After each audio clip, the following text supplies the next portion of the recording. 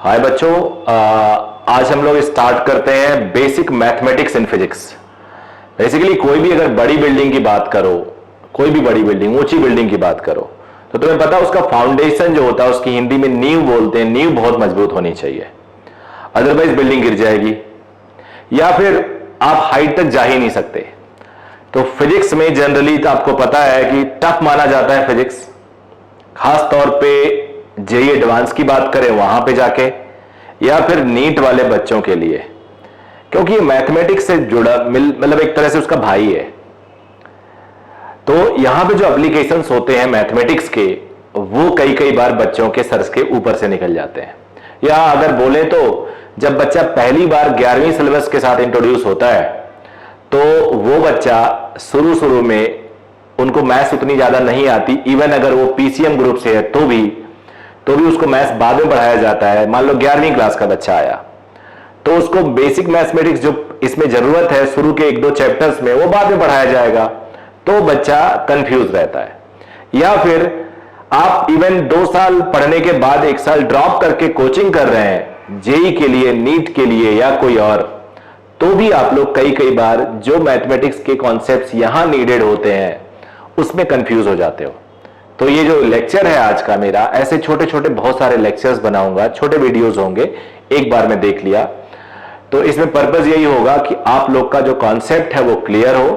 अगर आपका concept clear होता है, समझ में आता है, तो आप मुझे बताइए, कमेंट सेक्शन में लाइक करिए और फॉरवर्ड करिए अपने उन रिश्तेदारों को, दोस्तों को जो दूर दराज में है, जो कोचिंग नहीं ले रहे हैं। So this lecture is going to help all those preparing for JEE or NEET, even for school examination. So today we'll start basic of slope. Slope.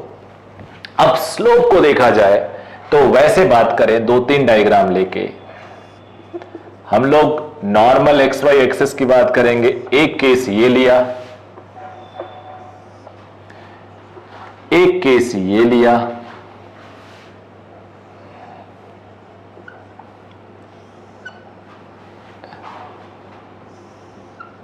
एक केस ये लिया बेटा,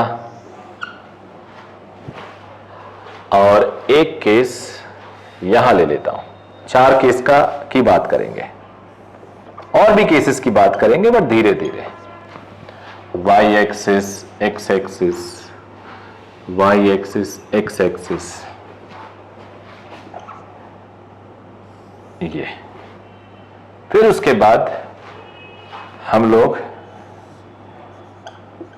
ऐसे स्लोप की बात करेंगे जो ऐसे हो। फिर हम लोग ऐसे स्लोप की बात करेंगे। सभी ग्राफ में स्लोप देखते हैं। स्लोप होता क्या है? तो स्लोप जनरली बेटा हम लोग पढ़ते हैं tan थीटा। tan थीटा, और tan थीटा क्या होता है? tan थीटा होता है परपेंडिकुलर अपॉन बेस किसी भी ट्रायंगल का। ऐसे मान लो ट्रायंगल है, इसका परपेंडिकुलर अपॉन बेस। तो ये बेसिकली स्लोप देखो तो खुद बताता है कि कितना चलने के पे कितना आपको उठना है। तो स्लोप जनरली आप लोग, हमारे माइंड में जब भी स्लोप आता है तो सीढ़ी का स्लोप, माउंटेन हिल का स्लोप, ये सब दिमाग में आता है। तो उसी तरह कर्व का स्लोप है। अब देखो यहां पे कोई स्लोप नहीं है, कांस्टेंट रेट है, ऐसे जा रहा है। थीटा अगर ड्रॉ करें तो 0 है, तो यहां पे स्लोप बेटा 0 है, कोई स्लोप नहीं है। यहां पे जो स्लोप है इसका इंक्लिनेशन, वो कांस्टेंट है हर जगह। तो यहां पे स्लोप कांस्टेंट है। तो एक बात आपने सीखी कि स्ट्रेट लाइन का स्लोप कांस्टेंट होता है। स्लोप होगा कितना, थोड़ी देर बाद देखेंगे हम लोग। यहां पे देखते हैं, यहां पे अगर मैं ड्रॉ करूं तो यहां स्लोप θ1 है, यहां स्लोप θ2 है, यहां स्लोप θ3 है। मान लो ये 1 पॉइंट, ये 2 पॉइंट, ये 3। तो तुम्हें पता है since theta 3 greater then theta 2 greater then theta 1, so tan theta 3 greater then, because tan theta theta के साथ बढ़ता है, tan 0 0 होता है, tan 90 इनफाइनाइट होता है। अब स्लोप का एक सिंबल भी होता है, slope is known as m, तो m भी कहते हैं। तो m at 3 greater than m at 2 greater than m at 1, slope को m भी कहते हैं। Zero slope, constant slope, variable slope, but increasing slope, बढ़ रहा है, देख रहे हो आप ग्राफ बढ़ता जा रहा है। यहां पे भी तुम्हें देख के लग रहा होगा ये increasing slope, I am sorry variable slope है। शुरू में स्लोप इतना है, फिर स्लोप कम हुआ, यहां स्लोप और कम हुआ। तो ये मान लो 1 पॉइंट था, ये 2 पॉइंट, ये 3 पॉइंट, तो theta 1 greater than theta 2 greater then theta 3, m1 greater than m2 greater than m3। ये स्ट्रेट लाइन है तो स्लोप कांस्टेंट होगा, बट स्लोप ड्रॉ करने के लिए आपको क्लॉकवाइज चलना पड़ेगा। तो what ever it is constant, तो इसे हम नेगेटिव स्लोप कहते हैं, नेगेटिव स्लोप, बट जो स्लोप है वो कांस्टेंट है। ठीक है बेटा, नेगेटिव स्लोप। स्लोप हमेशा क्लॉकवाइज मेजर किया जाता है तो नेगेटिव, और एंटी क्लॉकवाइज, देखो ये एंटी क्लॉकवाइज है, ऐसे घड़ी के उल्टी सुई के हिसाब से, तो ये पॉजिटिव है। और अगर आप लोग स्लोप को एंड क्लॉकवाइज मेजर करते हो तो वो नेगेटिव स्लोप। एक लाइन ड्रॉ करो हॉरिजॉन्टल, और फिर देखो थीटा नीचे की तरफ जा रहा है या ऊपर की तरफ जा रहा है। अब यहां पे देखते हैं, ये भी वेरिएबल स्लोप है। यहां पे देखते हैं, अरे ये भी निगेटिव है, देखो टेंजेंट ड्रॉ करो, वेरिएबल है, इंक्रीजिंग है, लेकिन नेगेटिव है। समझ गए बेटा आप लोग? तो ये रहा स्लोप का आइडिया। लेकिन एक चीज, एक स्लोप और मैं बता देता हूं आपको। स्लोप जीरो जैसे मैंने दिखाया, वैसे ही यहीं पे एक चीज और दिखाना चाहता हूं मैं। यहां पर इसको हटा देता हूं।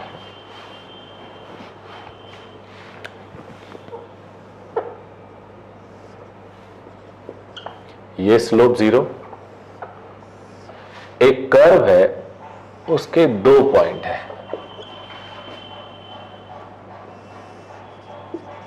यहां पे और यहां पे, P और Q। यहां पे भी स्लोप जीरो है। Slope at P is equal to slope at Q is equal to 0। और आपको पता है इस पूरे कर्व में Q मैक्सिमा है एंड P है मिनिमा। क्या सीखा आपने?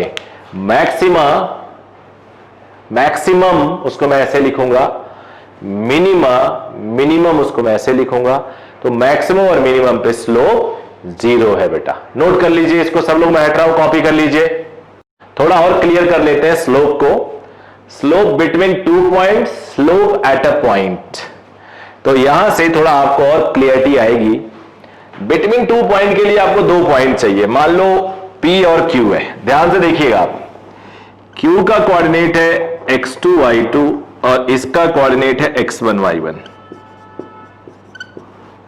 अब इसको जाने तक आप, ये डिस्टेंस है x2 और ये डिस्टेंस है x1। अब बेटा स्लोप चाहिए तो हमें tan थीटा चाहिए। अब ये टोटल हाइट है यहां तक y2 और ये हाइट है y1 की। तो अब ये आया डेल्टा y और ये डेल्टा x। विजिबल है ये आप लोग को? क्लियर देखिएगा, थोड़ा जूम तो नहीं होता होगा, बड़ी स्क्रीन पे देखोगे तो सही रहेगा। अब यहां पे तो बेटा अब tan थीटा, ये जो डेल्टा y आया है, इस डेल्टा y को आप देख सकते हो y2 माइनस y1, और जो डेल्टा x आया है ये x2 माइनस x1।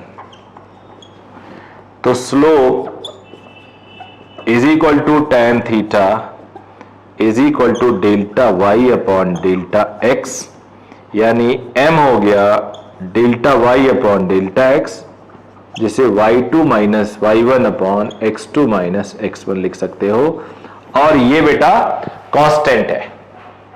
तो इसके बाद अब इस पे आ जाते हैं बेटा, यहां आ जाते हैं। यहां पे भी वही सिचुएशन है, लेकिन बस डिफरेंस यही है कि ये स्ट्रेट लाइन था और ये वेरिएबल स्लोप है। यहां पे स्लोप कांस्टेंट है, यहां पे स्लोप कांस्टेंट था। अब इन दो पॉइंट को हमें ज्वाइन कराना होगा, इन दो पॉइंट को हमें ज्वाइन कराना होगा ऐसे, यहां के कोऑर्डिनेट यहां। अब स्लोप निकालना है, P1 है x1 y1, P2 है x2 y2। तो अगेन वैसा ही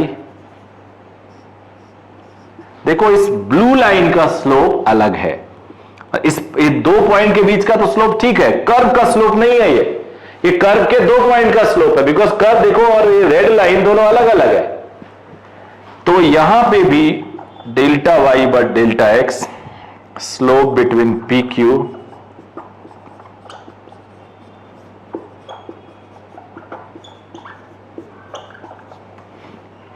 it is not,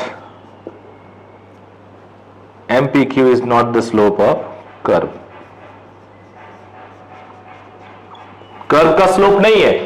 अब यहां आ जाते हैं, यहां पे वन पॉइंट है, सिंगल पॉइंट।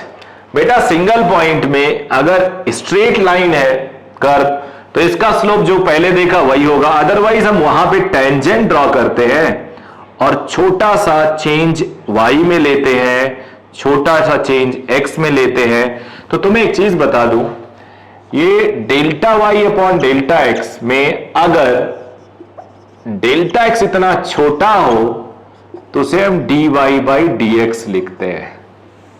ये 11वीं क्लास के बच्चों के लिए first time I think visibility होगी इसकी। तो जरा सिंपल सी बात बताए कि डेल्टा y और डेल्टा x इतना छोटा हो जाए, मतलब दो पॉइंट का डेल्टा y है, दो पॉइंट y के बीच का डिफरेंस, दो x के बीच का डिफरेंस डेल्टा x है। अब डेल्टा x के दोनों पॉइंट को मैं चिपका दूं, पास ला दूं, तो जो चेंज होगा that is tending to zero होगा। ऐसा कहते हैं, ऐसा हम कहते हैं कि दो पॉइंट तो थे, हमने एक्चुअली पढ़ा दो पॉइंट। मान लो हमने दुनिया में सिर्फ दो पॉइंट पढ़ा, अब आपको अगले लेसन में, दुनिया के अगले लेसन में पढ़ना एक पॉइंट। तो जो चीज आपने पढ़ी है उसको कैसे यूज करोगे? बोलोगे ये दूसरा पॉइंट है, वो पहले पॉइंट के ऊपर आके ओवरलैप कर गया, बन गया एक पॉइंट। यानी जो दोनों के बीच का डिस्टेंस है वो टेंडिंग टू जीरो हो गया। एकदम जीरो कर दोगे तो फिर वो एक ही पॉइंट होंगे। हमें दो पॉइंट का फीलिंग ही रखना है।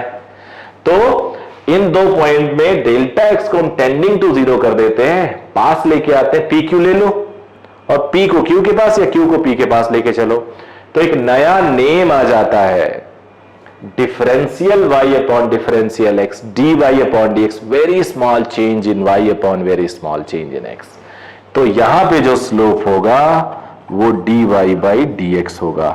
अब ये dy बाई dx होगा कैसे, ये हम बाद में पढ़ेंगे, ये हम डिफरेंशिएशन इसी बेसिक मैथमेटिक्स में ही पढ़ाऊंगा मैं, लेकिन अभी बस समझाने के लिए। यहां भी आप एक टेंजेंट ड्रॉ करो। अब ये जो पॉइंट है ना, पॉइंट का स्लोप निकालने के लिए ये जो नया मेथड मैं बता रहा हूं dy बाई dx, ये बड़ा काम का है। dy बाई dx यानी very small in change in y upon very small change in x।